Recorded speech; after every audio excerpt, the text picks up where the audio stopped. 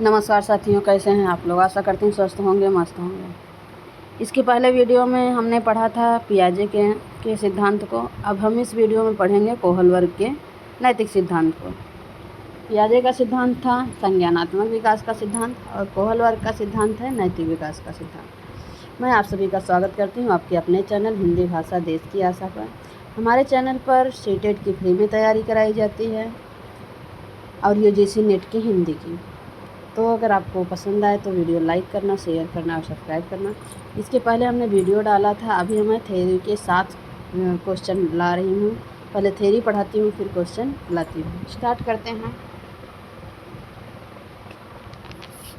कोहल वर्ग के नैतिक विकास का सिद्धांत। कोहल वर्ग ने नैतिक विकास की अवस्था में के कुछ अन्य सिद्धांत दिए हैं जो निम्न प्रकार है।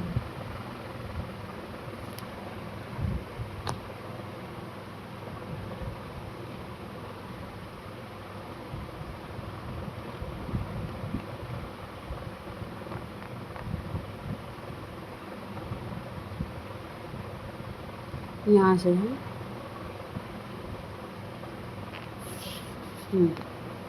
कोहल वर्ग का नैतिक विकास का सिद्धांत की अवस्था का सिद्धांत, विकास की अवस्था का सिद्धांत। पहले अवस्था का सिद्धांत फिर देखेंगे सिद्धांत क्या कहता है। स्टार्ट करते हैं। लॉरेंस कोहल वर्ग ने जिन पियाजे के सिद्धांतों को आधार बनाकर नैतिक विकास की अवस्था का सिद्धांत दिया है, जिसे उसने 3 भागों में विभाजित किया है। पियाजे ने 4 भागों में किया था और लॉरेंस कोहल वर्ग ने 3 भागों में किया है। तो पहला है पूर्व परंपरागत स्तर या पूर्व नैतिक सिद्धांत, जो 4 वर्ष से 10 वर्ष तक है। इस आयु के बालक अपनी आवश्यकताओं के संबंध में सोचते हैं। नैतिक दुविधाओं से संबंधित प्रश्न उनके लाभ या हानि पर आधारित होते हैं। नैतिक कार्य का संबंध सामाजिक एवं सांस्कृतिक रूप से क्या सही एवं क्या गलत है, इससे संबंधित होता है। यथा अच्छा या बुरा, सही या गलत की व्याख्या, मिलने वाले दंड, पुरस्कार अथवा नियमों का समर्थन करने वाले व्यक्तियों की शारीरिक क्षमता या उसके परिणाम से मापी जाती है। इसके अंतर्गत 2 चरण हैं। पहला दंड तथा आज्ञा पालन अभिमुखता। अब इसमें क्या आता है, बालक के मन में आज्ञा पालन का भाव दंड पर आधारित होता है। इस अवस्था में बालकों में नैतिकता का ज्ञान होता है। बालक स्वयं को परेशानियों से बचाना चाहता है। कोहल वर्ग का मानना है कि कोई बालक यदि स्वीकार करता है, स्वीकृत व्यवहार अपनाता है, तो उसका कारण दंड से स्वयं को बचाना है। दूसरा आत्म अभिरुचि अथवा प्रतिफल अभिरुचि। आत्म अभिरुचि या प्रतिफल अभिरुचि, ये क्या होता है। इस अवस्था में बालकों का व्यवहार खुलकर सामने नहीं आता। वह अपनी रुचि को प्राथमिकता देता है। वह पुरस्कार पाने के लिए नियमों का अनुपालन करता है। ओके। फिर दूसरा है परंपरागत नैतिक स्तर। दूसरा है परंपरागत नैतिक स्तर। ये इसकी उम्र है 10 से 13 वर्ष। कोई बालक दूसरे व्यक्ति के नैतिक मानकों को अपने व्यवहार में समाहित करता है तथा उस मानक के सही एवं गलत पक्ष पर चिंतन के माध्यम से निर्णय करता है तथा उस पर अपनी सहमति बनाता है। इस स्तर पर बालक अपनी आवश्यकताओं के साथ साथ दूसरों की आवश्यकताओं का भी ध्यान रखता है। इस स्तर के 2 भाग हैं। कौन कौन से? पहला, अधिकार संरक्षण अभिमुखता। दूसरा, अच्छा लड़का या अच्छी लड़की। पहला देखेंगे, इस अवस्था में बच्चे नियम एवं अवस्था के प्रति जागरूक होते हैं तथा वे नियम एवं व्यवस्था के अनुपालन के प्रति जवाबदेह होते हैं। दूसरा, अच्छा लड़का और अच्छी लड़की। इस अवस्था में बच्चे में एक दूसरे का सम्मान करने की भावना होती है तथा दूसरों से भी सम्मान पाने की इच्छा रहती है। अगला पॉइंट, तीसरा, उत्तर परंपरागत नैतिक स्तर या आत्म अंगीकृत नैतिक मूल्य। ये 13 वर्ष से ऊपर वाले बच्चों का होता है, जिसमें कोहलबर्ग के मतानुसार नैतिक विकास के परंपरागत स्तर पर नैतिक मूल्य या चारित्रिक मूल्य का संबंध अच्छे या बुरे कार्य के संदर्भ में निहित होता है। बालक बाहरी सामाजिक आवश्यक आशाओं को पूरा करने में रुचि लेता है। बालक अपने परिवार, समाज एवं राष्ट्र के महत्व को प्राथमिकता देते हुए एक स्वीकृत व्यवस्था के अंतर्गत कार्य करता है। मानव विकास की दृष्टि एवं विकास के कई आयाम होते हैं। विकास की विविध अवस्थाओं के बालकों में कुछ खास गुण एवं विशेषताएं उभर कर सामने आती हैं। इसके अंतर्गत वयस्क वस्तुओं को निर्धारित कर कार्य करना सीख जाता है। इसके अंतर्गत 2 चरण होते हैं। पहला, सामाजिक अनुबंधन अभिमुखता। दूसरा, सार्वभौमिक नैतिक सिद्धांत अभिमुखता। तो पहले पहला देखेंगे, सामाजिक अनुबंधन अभिमुखता।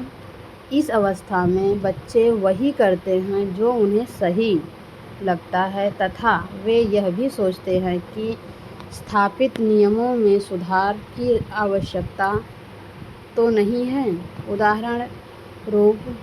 उदाहरण स्वरूप यदि एक व्यक्ति अपने बच्चों को जान बचाने के लिए दवा की चोरी करता है तो यहाँ देखा जाएगा कि जीवन बचाना यहाँ महत्वपूर्ण है। दूसरा, इस अवस्था में सार्वभौमिक नैतिक सिद्धांत का अभिमुखता में इस अवस्था में अंतःकरण की ओर अग्रसर हो जाती है। अब बच्चे या आचरण दूसरे की प्रतिक्रिया का विचार किए बिना उसके आंतरिक आदर्शों के द्वारा होता है। यहाँ बच्चे के अनुरूप व्यवहार करना है। अगला पॉइंट, कोहलबर्ग के नैतिक विकास के सिद्धांतों की अन्य अवस्थाएं। अभी 3 जो थी ये मुख्य अवस्था थी, अब अन्य अवस्थाएं देखेंगे। पहली, कोहलबर्ग नैतिक विकास की अवस्थाओं के कुछ अन्य सिद्धांत दिए हैं जो निम्नलिखित हैं। पहला, स्वकेंद्रित अवस्था।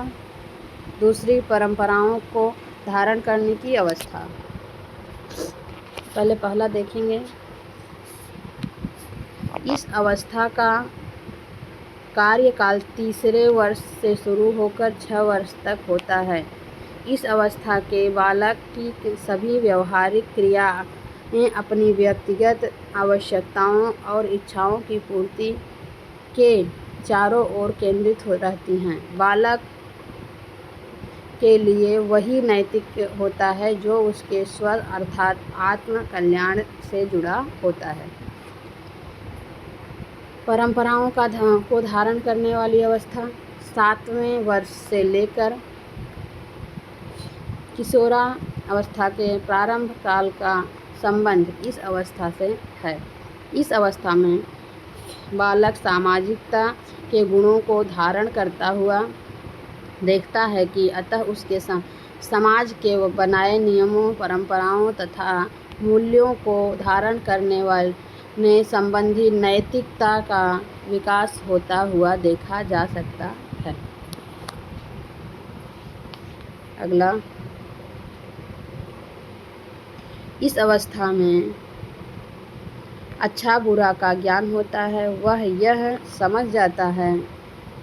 समझने लगता है कि उसके विकास के आचरण या व्यवहार से दूसरों का अहित होगा या ठेस पहुँचेगी।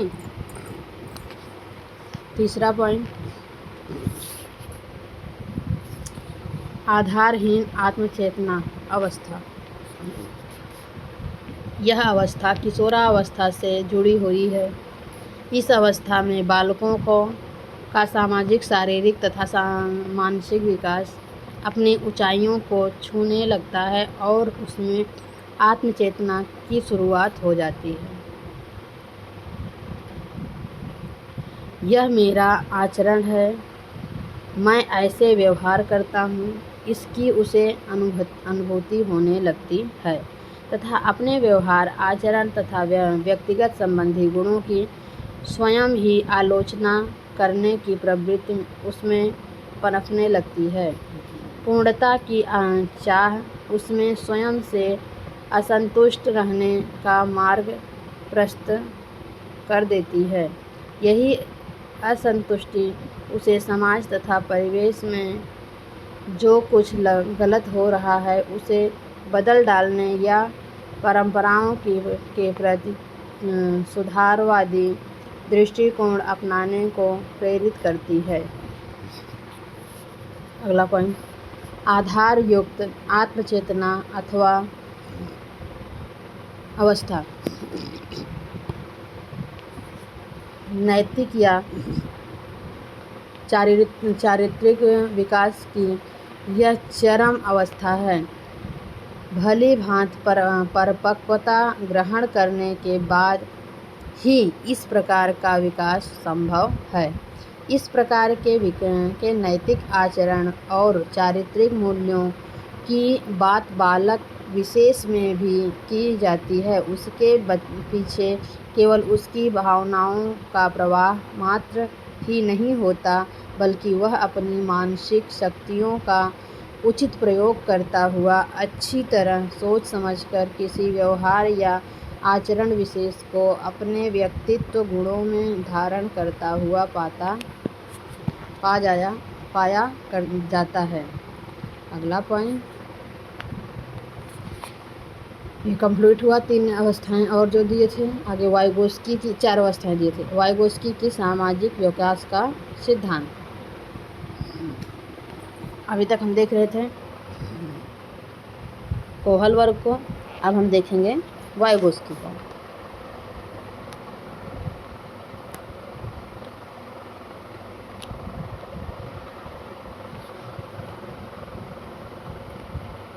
वाइगोत्स्की का कौन सा सिद्धांत है? सामाजिक विकास का सिद्धांत। सोवियत रूस के मनोवैज्ञानिक लेव वाइगोत्स्की ने बालकों में सामाजिक विकास से संबंधित एक सिद्धांत का प्रतिपादन किया। इस सिद्धांत में उन्होंने बताया कि बालक के हर प्रकार के विकास में उसके समाज का विशेष योगदान है।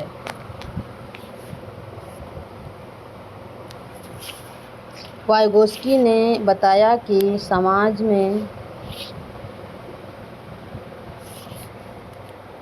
से घुलने मिलने के फलस्वरूप ही उसमें विभिन्न प्रकार का विकास होता है। समाज में उसे जिस प्रकार की सुविधाएं उपलब्ध होंगी उसका विकास उसी प्रकार होगा। जन्म के समय शिशु का व्यवहार सामाजिक से काफ़ी दूर होता है। वह अत्यधिक स्वार्थी होता है। उसे केवल अपनी शारीरिक आवश्यकताओं की पूर्ति करने की ललक होती है तथा दूसरों के हित चिंतन की वह कुछ भी परवाह नहीं करता। वह इस आयु में गुड्डे गुड़ियों, खिलौने, मूर्ति आदि निर्जीव पदार्थों तथा पशु पक्षी, मनुष्य आदि सजीव प्राणियों में कोई अंतर नहीं समझता या समझ पाता।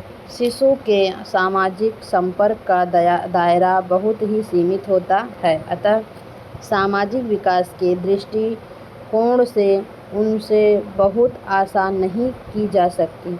बाल्यावस्था में प्रवेश करने के साथ साथ अधिकांश बच्चे विद्यालय में जाना प्रारंभ कर देते हैं और जब उनका सामाजिक दायरा बहुत विस्तृत बनता है चला जाता है। बाल्यावस्था के बाद किशोरावस्था में लिंग संबंधी चेतना तीव्र हो जाती है। इस आयु में अधिकतर किशोर और किशोरियां अपने हम उम्र समूह के सक्रिय सदस्य होते हैं।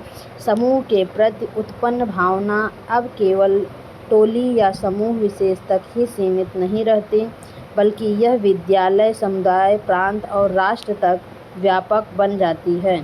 सहानुभूति, सहयोग, सद्भावना, परोपकार और त्याग का अद्भुत सामंजस्य इस अवस्था में देखने को मिलता है।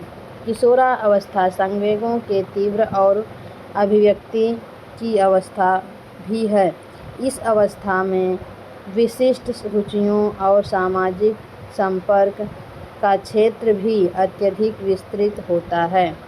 वाइगोत्स्की के सामाजिक विकास के सिद्धांत का निहितार्थ सहयोगात्मक समस्या समाधान अर्थात बच्चे अपने शिक्षक के निर्देशानुसार अपने साथियों को सहायता से उन समस्याओं का समाधान कर पाते हैं जिन्हें उन्होंने पहले अपनी कक्षा में देखा। इस तरह से वाइगोत्स्की का समीपस्थ विकास का सिद्धांत, यह वाइगोत्स्की के सामाजिक सांस्कृतिक सिद्धांत का एक भाग है। इसके अंतर्गत वाइगोत्स्की ने एक संप्रदाय या संप्रत्यय दिया था जिसका नाम था स्काफोल्डिंग, सहारा देना। स्काफोल्डिंग का अर्थ होता है जब बच्चा किसी समस्या के समाधान के लिए किसी वयस्क या साथी के मार्गदर्शन की उपस्थिति में कार्य करता है तो वह प्रक्रिया स्काफोल्डिंग कहलाती है। या जब बच्चा किसी समस्या के समाधान का हल किसी की सहायता या मार्गदर्शन में करता है तो वह प्रक्रिया सहारा देना कहलाती है। इस तरह से हमने 3 मनोवैज्ञानिकों को देखा। इसके पहले पियाजे, फिर कोहलवर्ग, फिर वाइगोत्स्की। अब इन तीनों के आधार पर हम क्वेश्चंस देखेंगे नेक्स्ट वीडियो में। इसके बाद और मनोवैज्ञानिकों को देखेंगे जो इम्पोर्टेंट है, जिन पे क्वेश्चन आता है। इस वीडियो को यहीं समाप्त करते हैं। अच्छा लगे तो लाइक करें, शेयर करें, सब्सक्राइब करें। धन्यवाद।